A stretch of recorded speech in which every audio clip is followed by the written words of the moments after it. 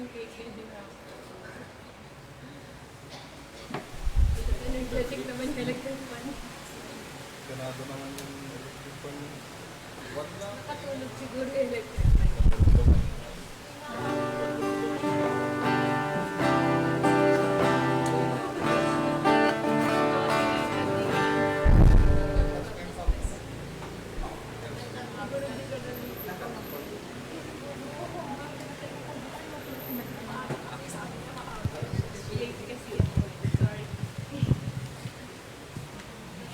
Good morning.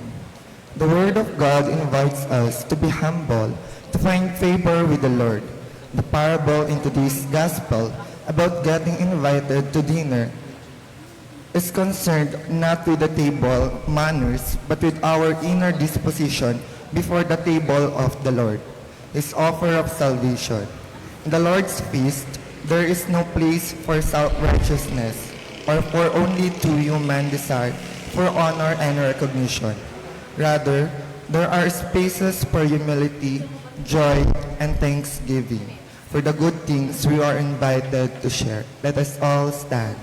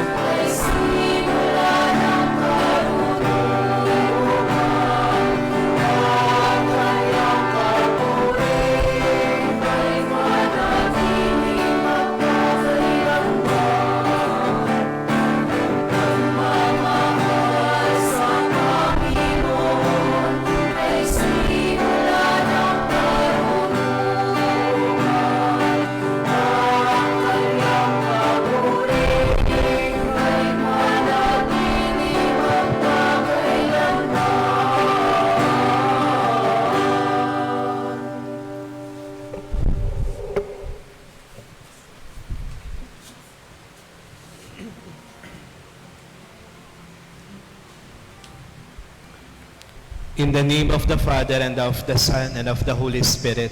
Amen. The grace of our Lord Jesus Christ, and the love of God, and the communion of the Holy Spirit be with you all. And with your spirit. My dear brethren, let us acknowledge our sins, and so prepare ourselves to celebrate the sacred mysteries. I confess to Almighty God and to you, my brothers and sisters, that I have greatly sinned in my thoughts and in my words, in what I have done and in what I have failed to do. Through my fault, through my most grievous fault. Therefore I ask Blessed Mary, ever Virgin, all the angels and saints, and to you, my brothers and sisters, to pray for me to the Lord our God. May Almighty God have mercy on us, forgive us our sins, and bring us to everlasting life. Amen.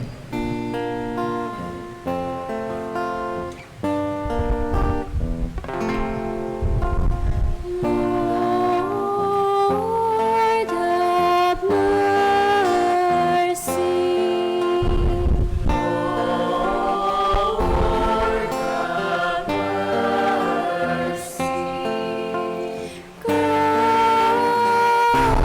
Christ have mercy. Christ have mercy.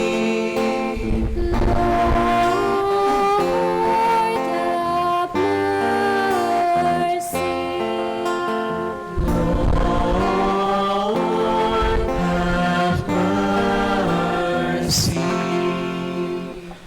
Gloria in excelsis Deo.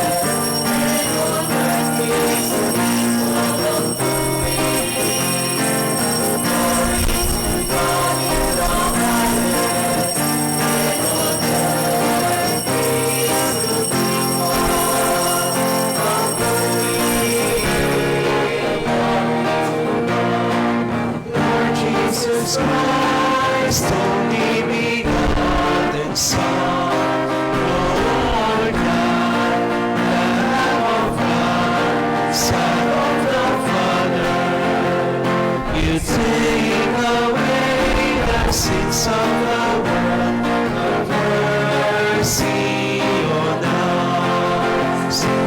Take away the sins of the world, receive our prayer. Seated at the right hand of the Father, have mercy on us.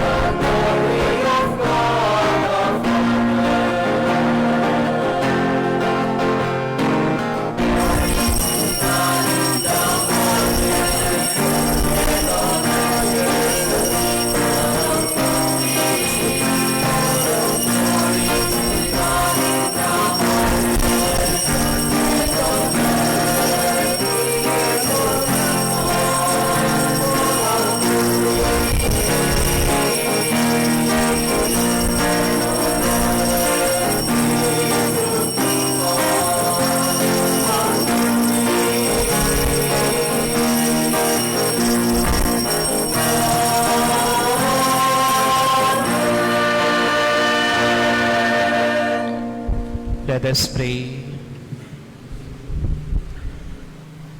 God of might, giver of every good gift, put into our hearts the love of your name, so that by deepening our sense of reverence, you may nurture in us what is good, and by your watchful care, keep safe what you have nurtured. Through our Lord Jesus Christ, your Son, who lives and reigns with you in the unity of the Holy Spirit, God, forever and ever. Amen.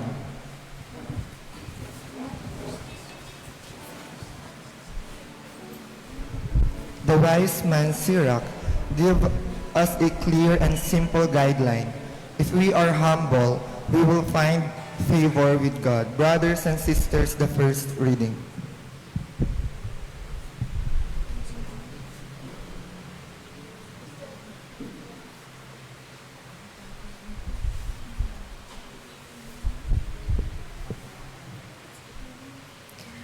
A reading from the book of Sirach.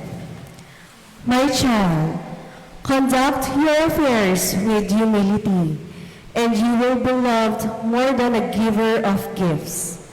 Humble yourself the more, the greater you are, and you will find favor with God. What is too sublime for you? Seek not. Into things beyond your strength, search not.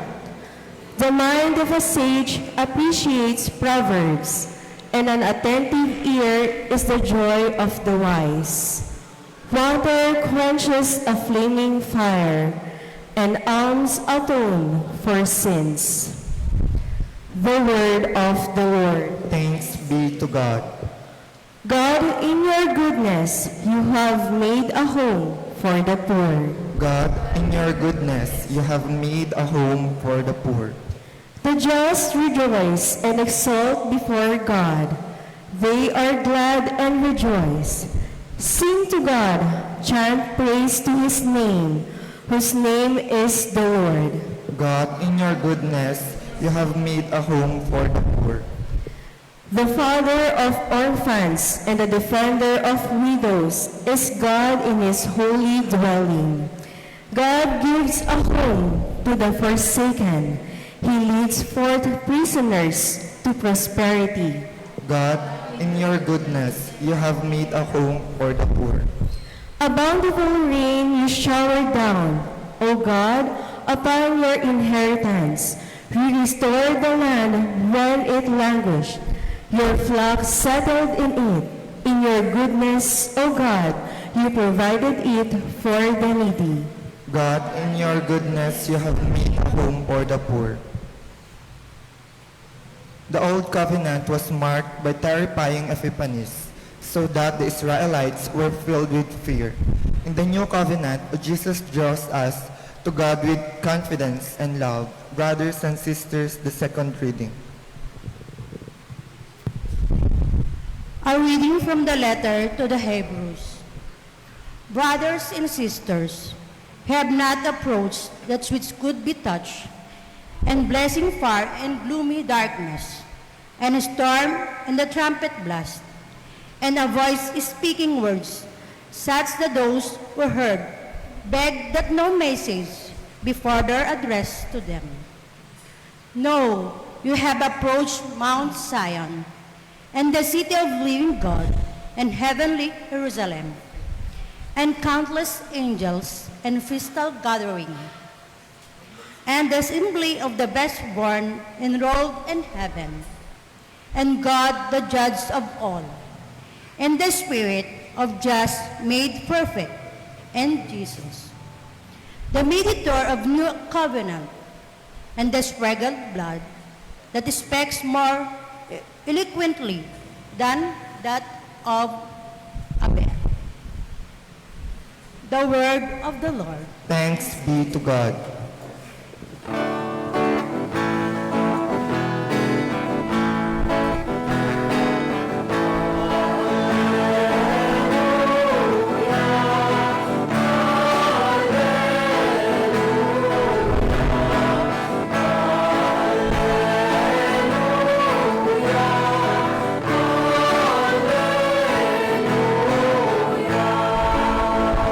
yoke upon you, says the Lord, and learn from me, for I am meek and humble of heart.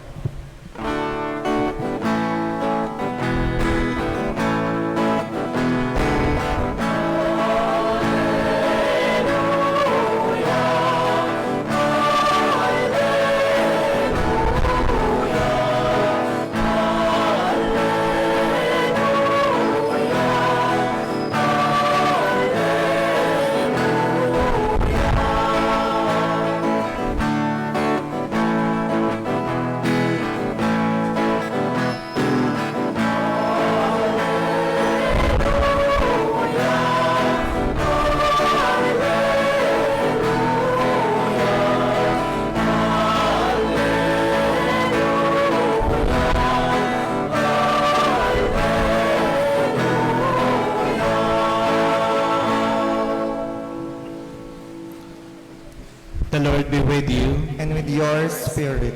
A reading from the Holy Gospel according to St. Luke. Glory to you, O Lord.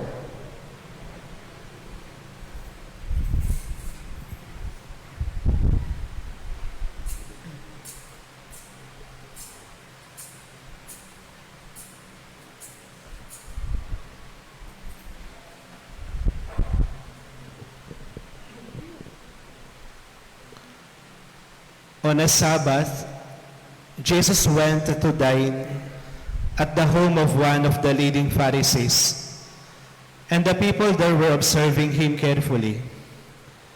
He told a parable to those who had been invited, noticing how they were choosing the places of honor at the table. When you are invited by someone to a wedding banquet, do not recline at table in the place of honor. A more distinguished guest than you may have been invited by him, and the host who invited both of you may approach you and say, "Give your place to this man," and then you would proceed with embarrassment to take the lowest place. Rather, when you are invited, go and take the lowest place, so that when the host comes to you, he may say, "My friend, move up to a higher position." Then you will enjoy the esteem of your companions at the table.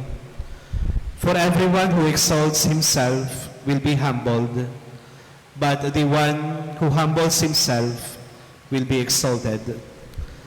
Then he said to the host who invited him, "When you hold a lunch or a dinner, do not invite your friends or your brothers or your relatives or your wealthy neighbors, in case they may invite you back and you have repayment. Rather, when you hold a banquet, invite the poor, the crippled, the lame, the blind. Blessed indeed will you be because of their inability to repay you, for you will be repaid at the resurrection of the righteous."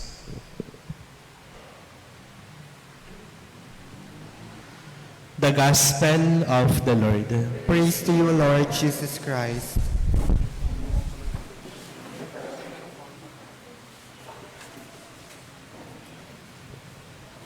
Magandang umaga po sa inyong lahat.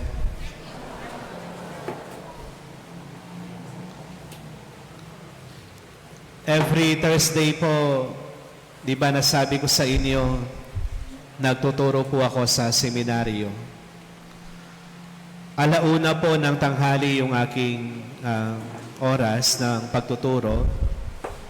Kaya umaalis po ako dito mga 12:15 papuntang San Isidro sa Tarlac. Medyo may kahabaan po yung biyahe at dadaanan ko po yung traffic sa Maliwalo, yung palengke po sa Matatalaib at yung palengke sa Tarlac. Medyo may kabigatan po yung traffic dyan. Kaya para malibang po ako sa biyahe, alam nyo, merong isang radio station, yung DZBB.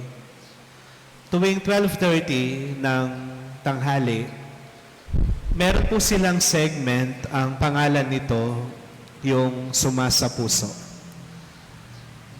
Yung host po doon si Tony Aquino. Merong mga letter sender patungkol sa buhay pag-ibig nila, pamilya. Tapos binabasa po ng host at nagko-comment po yung mga tagapakinig. Gusto kong i-chismis sa inyo yung narinig ko ng Thursday habang papunta po ako sa seminaryo.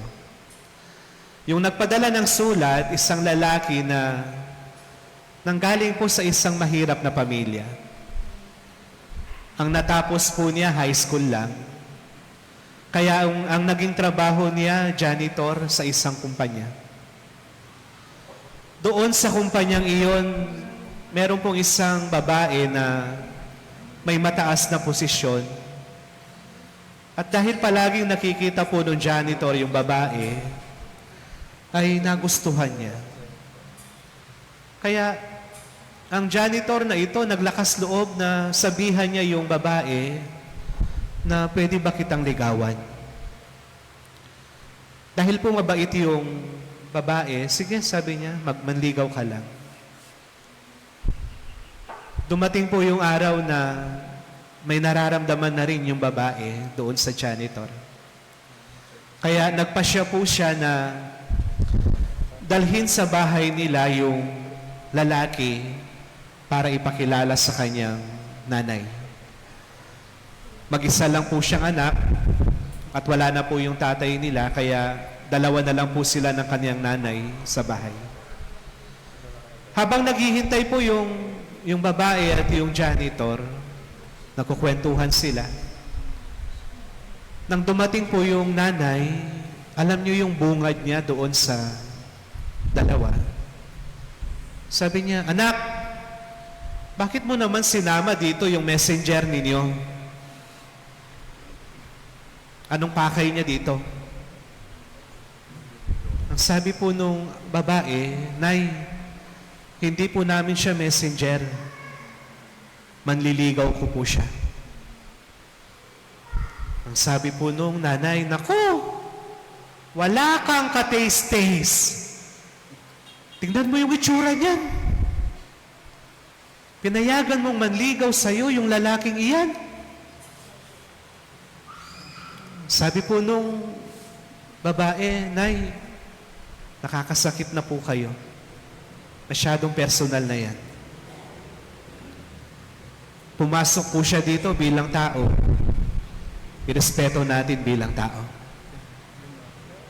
Kumalma naman po yung nanay, kaya tinanong po niya yung lalaki, sabi niya, Iho, anong natapos mo? High school po. Anong trabaho mo? Janitor po. Biglang napamura yung nanay. Diyos ko po! Wala ka ng kataste sa mukha. Janitor pa yung pinili mo. Paano mo may pagmamalaki yan sa mga kamag-anak natin? Yung isa mong pinsan na pangasawa niya, engineer. Yung isa mong pinsan, ang boyfriend niya ngayon, AFAM, foreigner. Ikaw, janitor. Natapos po yung scene doon. Muntik nang mag-away yung anak at saka yung nanay.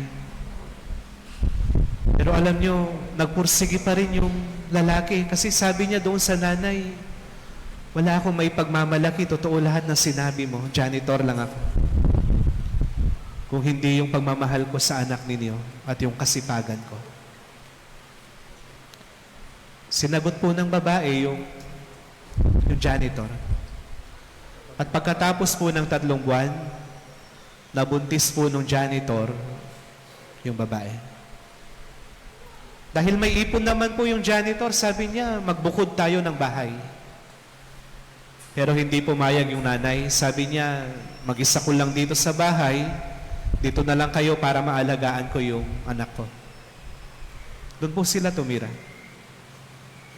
Alam nyo, impyerno ang buhay nung lalaki doon sa bahay.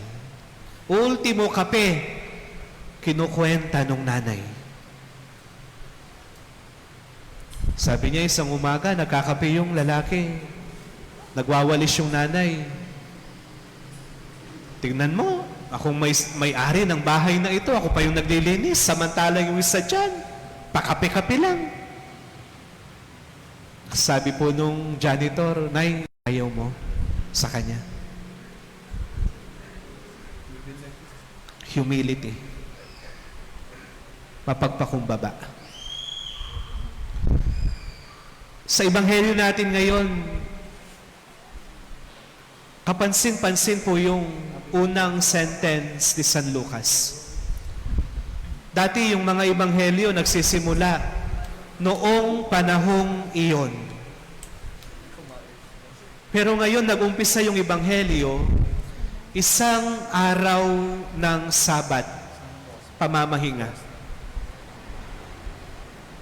Mayroong intensyon si San Lucas. Binigyang diin niya na nangyari ito araw ng pamamahinga. At alam natin, bago ang ebanghelyong ito, maraming nangyaring konfrontasyon si Jesus sa mga Pariseo at Iskriba sa araw ng pamamahinga. Dahil ang utos, araw ng pamamahinga, bawal gumawa ng trabaho. Pero si Jesus, nagturo, nagpagasa at upuan para sa mga espesyal na bisita. Residential table. Napansin po ni Jesus na yung mga pumapasok na na-invite, parang trip to Jerusalem. Pinag-aagawan nila yung mga upuan doon sa presidential table. Pangalawa, napansin po ni Jesus na yung mga na-invite ay puro mga kakilala, kamag-anak, mga sosyal na tao, yung in-invite ng host. Kaya, ang sabi ni Jesus, kapag na-invite ka sa anumang kasalan, huwag kang upupo doon sa upuang pagdangal. Baka mayroong na-invite na mas importante sa'yo. Sasabihan ka ng host, bro, umalis ka dyan, mayroong nakaupo dyan, pumunta ka doon. Mapapahiya ka. Sabi ni Jesus, umupo ka doon sa pinakadulo. At kapag nakita ka ng host na importante ka, bro, punta ka dito. Special ka eh. Mabibigyan ka ng pansin. Sabi ni Jesus, ang mga taong nagmamataas ay ibababa. At ang mga nagpapakababa ay itataas. Kaya nga, sa mensahe ni Propeta Sirach, sa unang pagbasa natin, ang sabi niya, habang dumadakila ka, matuto kang magpakumbaba at kalulugdan ka ng Diyos. Matuto po tayo sa aral ng mga palay. Di ba kapag yung mga palay nagkakaroon na ng bunga, nagkakaroon na ng butil, yumuyuko sila. Matuto rin po tayo sa aral ng pag-akyat sa hagdanan. Try po ninyong umakyat sa hagdanan ng nakatingala. Mahirap ba? Baka mahulog ka. Habang dumadakila ka, habang umaasenso ka, matuto kang yumuko. Tignan mo yung tinatapakan mo. Tignan mo yung pinanggalingan mo. At makakarating ka lalo sa taas ng tama. Sinasabi po ng psychology, yung mga taong ma-pride, masyadong malaki yung kanilang ego. At kailangan nilang pakainin araw-araw yung ego nila ng mga papuri ng ibang tao. Gusto nila, kailangan nilang makarinig para makontento yung ego nila. Kaya nga masyadong nakakapagod yung taong ma-pride. Pero sinasabi ni Jesus ngayon, sa handaan sa langit, wala nang titulo, wala nang propesyon, wala nang papuri. Dahil lang taong mapagpakumbaba, hindi niya kailangan ng titulo para ma-maintain niya yung dignidad niya bilang tao. At ang taong mapagpakumbaba, hindi niya kailangan ng papuri ng iba.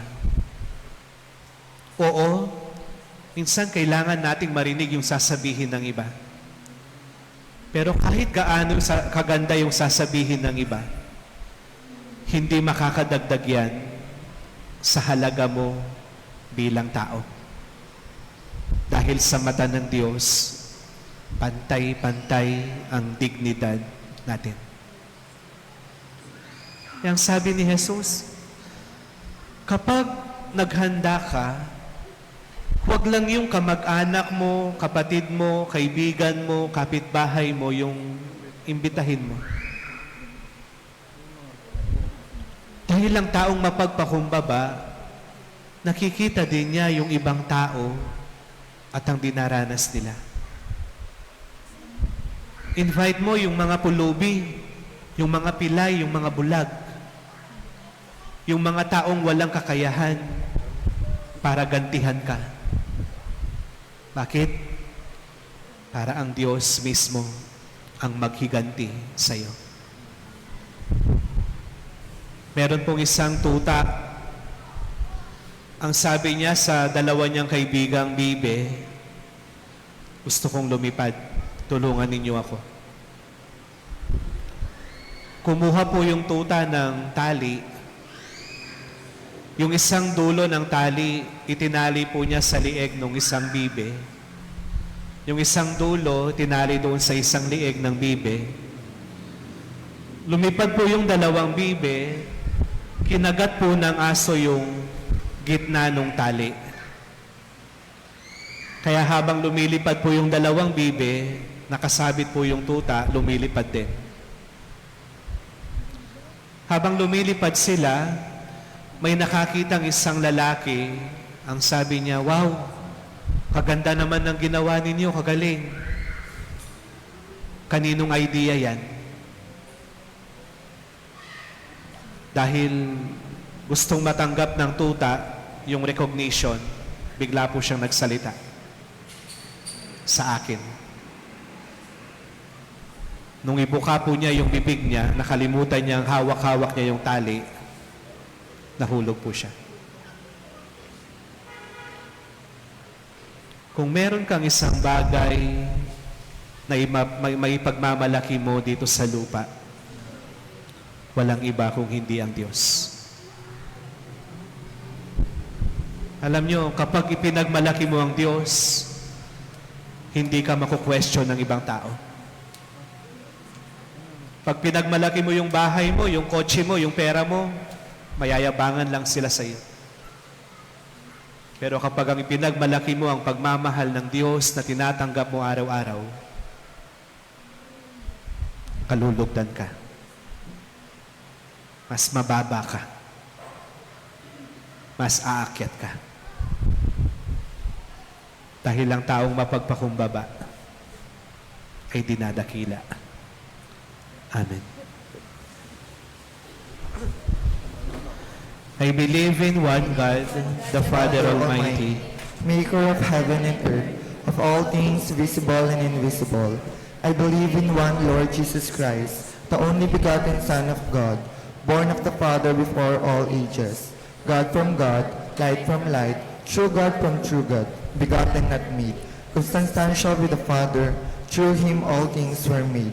For us men and for our salvation, he came down from heaven, and by the Holy Spirit was incarnate of the Virgin Mary and became man. For our sake, he was crucified under Pontius Pilate. He suffered death and was buried, and rose again on the third day, in accordance with the Scriptures. He ascended into heaven and is seated at the right hand of the Father.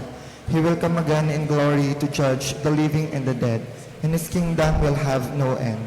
I believe in the Holy Spirit, the Lord, the giver of life, who proceeds from the Father and the Son, who with the Father and the Son is adored and glorified, who has spoken through the prophets. I believe in one holy, Catholic, and Apostolic Church.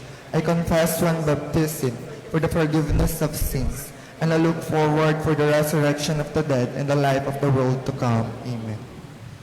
The Lord Jesus declares that the one who exalts himself will be humbled, and the one who humbles himself will be exalted. Let us pray to our Heavenly Father with the spirit of humility, trust, and thanksgiving as we say, Lord, listen to our prayer. Lord, listen to our prayer.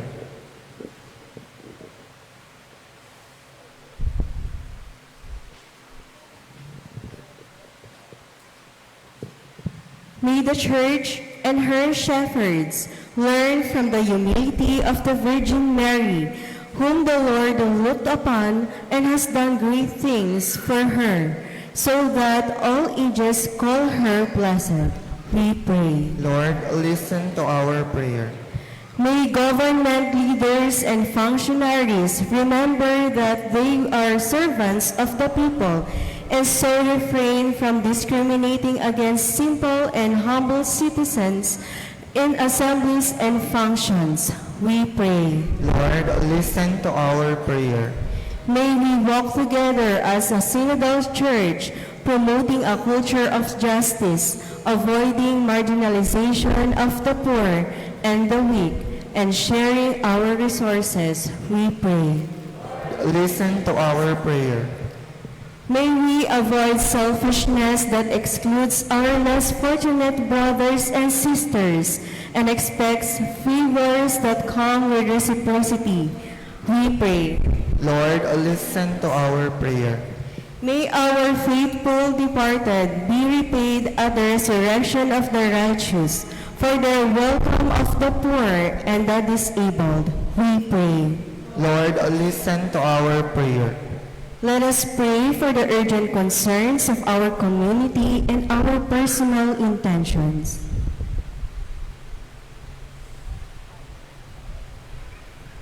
We pray. Lord, listen to our prayer. We also pray for the following intentions. Thanksgiving Mass offered by the Tapispisan family. Special intention of Mr. and Mrs. Rolando Fajardo and family. Rosario Dalit and family, Sharon Acosta and family, Mr. and Mrs. Randy Lorenzo and family. For the gift of life of Jacqueline Tapispisan, Mark Kenneth Ocampo. For the speedy recovery of Rosalie Balmores, Imang Ninay Baron, Dorado Manalidi.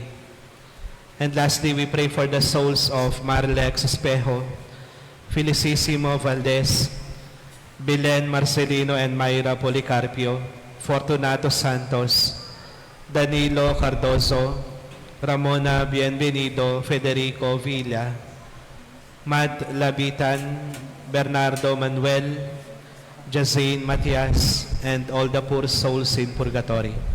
Let us pray to the Lord. Lord, listen to our prayer. Almighty Father, inspire us to be generous sharers of your gifts to us, so that at the end of our lives we may partake in the fullness of your kingdom. We ask this through Christ our Lord. Amen.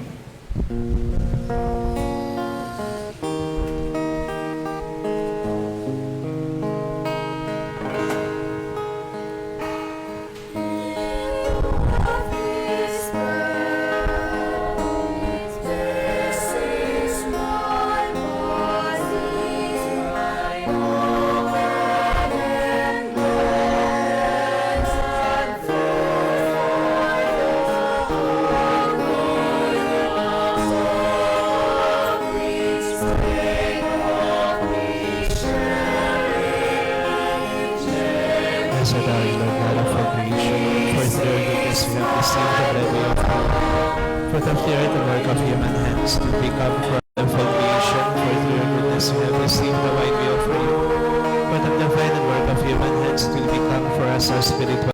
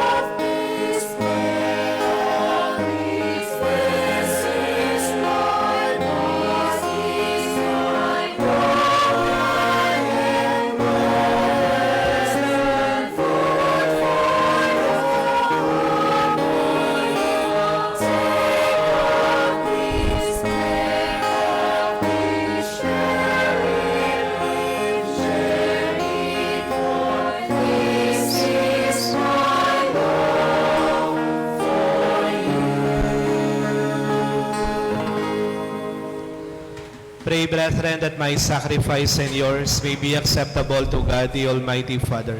May the Lord accept the sacrifice at your hands for the praise and glory of his name, for our good and the good of all his holy church. May this sacred offering, Lord, confer on us always the blessing of salvation, that what it celebrates in mystery, it may accomplish in power through Christ our Lord. Amen. The Lord be with you. And with your spirit, Lift up your hearts. lift them up to the Lord. Let us give thanks to the Lord our God. It is right and just. It is truly right and just, our duty and our salvation, always and everywhere to give you thanks, Lord, Holy Father, Almighty and Eternal God. For you so loved the world that in your mercy you sent us the Redeemer, to live like us in all things but sin, so that you might love in us what you loved in your Son, by whose obedience we have been restored to those gifts of yours, that by sinning we had lost in disobedience. And so, Lord, with all the angels and saints, we too give you thanks, as in exaltation we acclaim.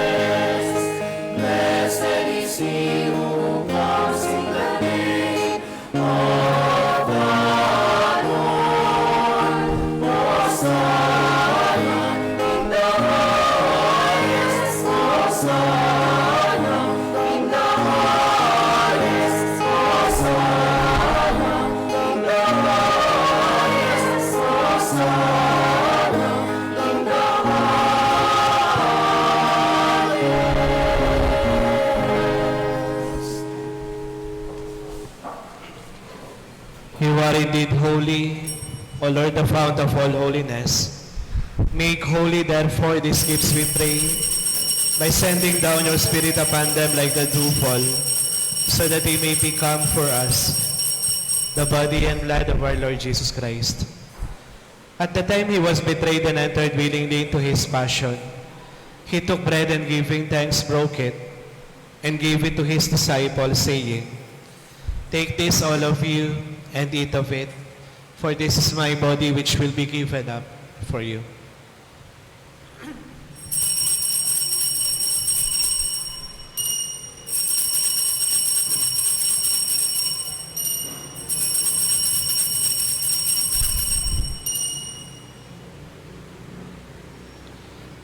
In a similar way, when supper was ended, he took the chalice and once more giving thanks, He gave it to his disciples, saying, "Take this, all of you, and drink from it, for this is the chalice of my blood, the blood of the new and eternal covenant, which will be poured out for you and for many for the forgiveness of sins. Do this in memory of me."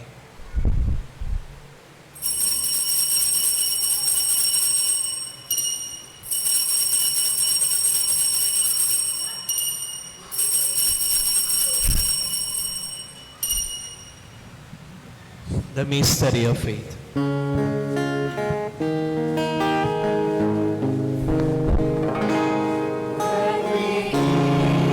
This bread and drink this cup, we proclaim your death, O Lord, until you come again, until you come again, we proclaim your death, O Lord.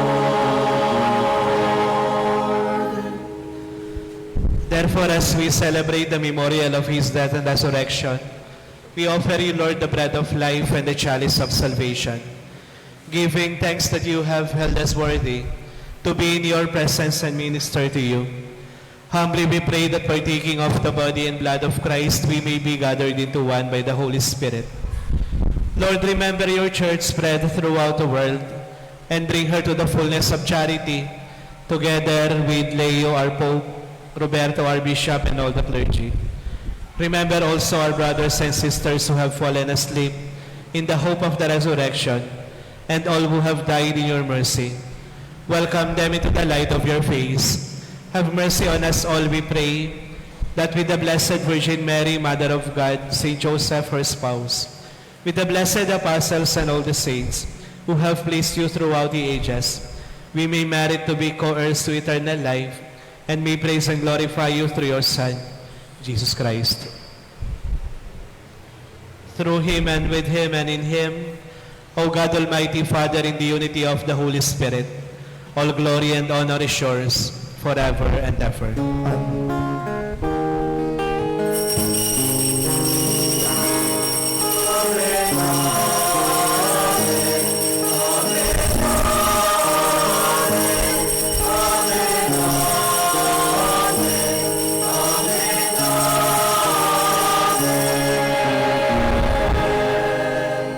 At the Savior's command and formed by divine teaching, we dare to sing.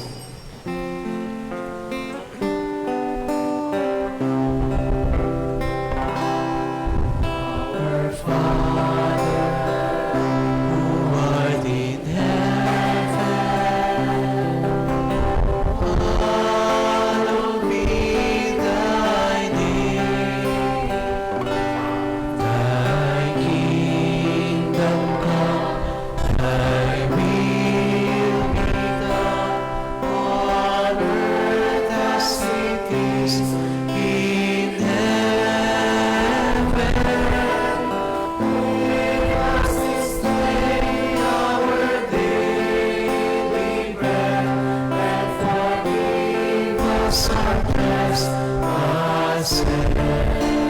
as we forgive those who trespass against us. And lead us not into temptation, but deliver us from evil.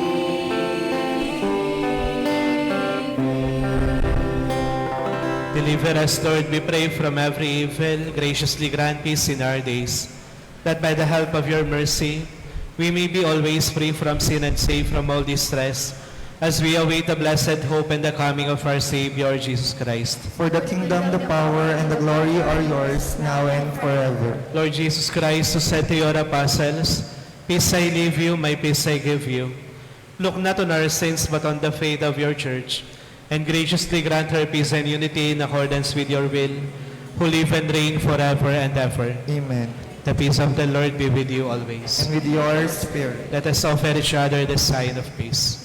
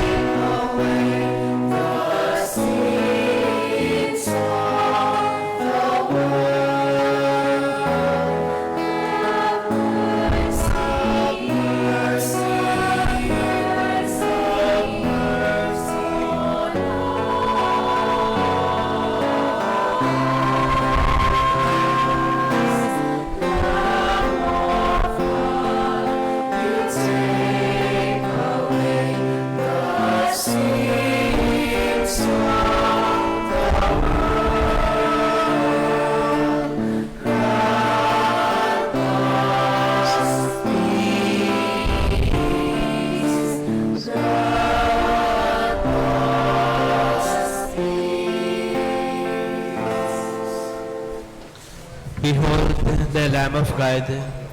Behold him who takes away the sins of the world. Happy are those called to the supper of the Lamb. Lord, I am not worthy that you should enter under my roof, but only say the word and my soul shall be healed.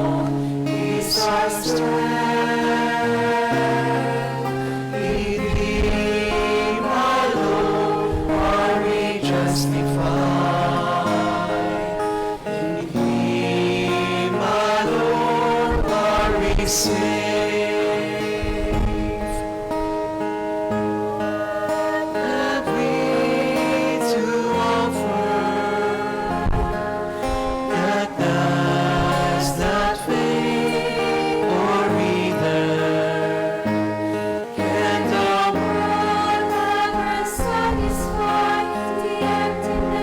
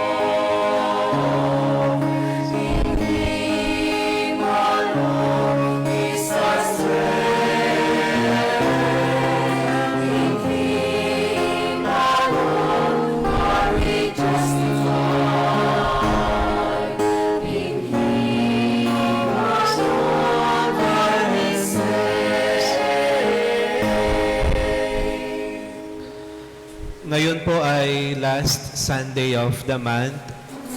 Kagaya po ng nabanggit ko sa inyo, si Brother John na seminarista natin, nagpapari, ay tutulungan po natin monthly. Nauwi na po siya noong last Sunday, pero ngayon po yung pinakahuling linggo, kaya yung makukolekta ko po ngayon, dadalhin ko na lang po sa kanya sa Thursday doon po sa seminaryo. Magkakaroon po tayo ng second collection. Thank you pa.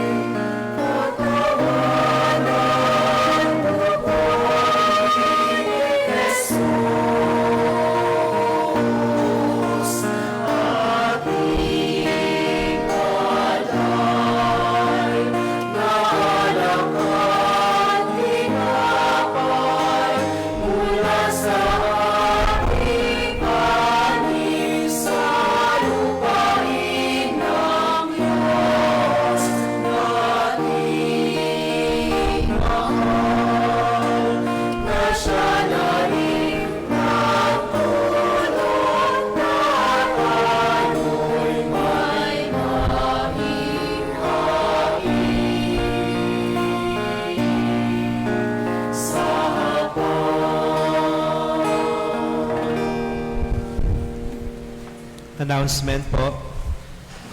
Ang mga kapatid po nating Couples for Christ, La Paz Chapter, ay magkakaroon po sila ng Christian Life Program Seminar doon po sa La Purisima Chapel.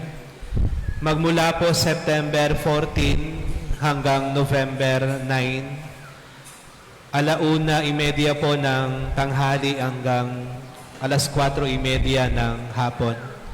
Sa mga mag-asawa po o sa mga single na gustong maging Couples for Christ o Single for Christ, imbitado po kayo.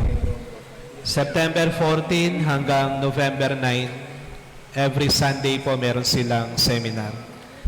Pangalawa, bukas po ay mag-4 na taon na ako sa dating ko po dito sa Karamutan.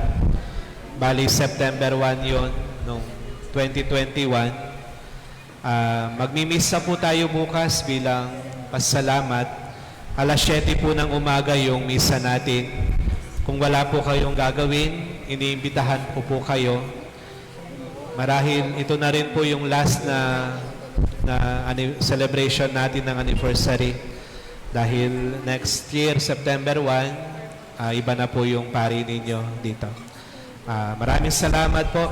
Punta kayo bukas kung wala kayong gagawin. Tumayo po kayong lahat.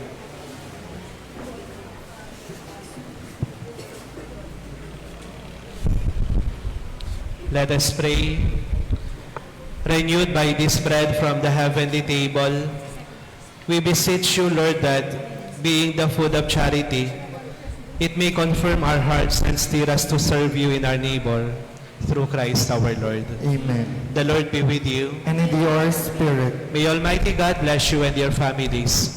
In the name of the Father, and of the Son, and of the Holy Spirit. Amen. Go forth, the Mass is ended. Thanks be to God.